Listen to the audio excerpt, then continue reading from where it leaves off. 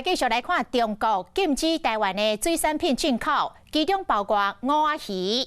饲乌仔鱼饲真多屏东县养殖业者已经开始来自救，推出着乌仔鱼这个干。 乌仔鱼干买2送1大优待，高雄嘛有餐厅，只要到店来食饭，加50块就会当加1份的大煎的乌仔，要用行动来提市民。规尾乌鱼落油鼎煎，甲鱼皮整个赤赤，这尾鱼啊唔来当大煎，卖当做红烧。 参长头，互伊鱼仔肉食起来更清甜。高雄这位海产业者最近就推出一个活动。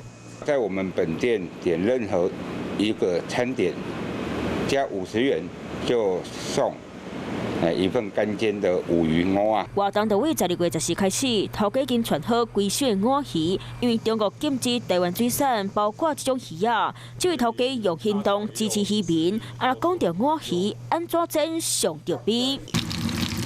加破皮乌鱼落油鼎打煎，唔免加任何调味料，就真好食。刺比较少。 然后也比较好处理，肉质很 Q 嫩，然后对小孩子、老人家都很好。乌鱼饲伫咧屏东县，饲面积达到366公顷，一年产量11000吨，占全台湾8成以上。外销到中国的比例超7-8成。即摆中国的禁令，互渔民决定靠家己来救业绩。其实都有及早在做一些加工啊，然后就是把产品让它就是更能。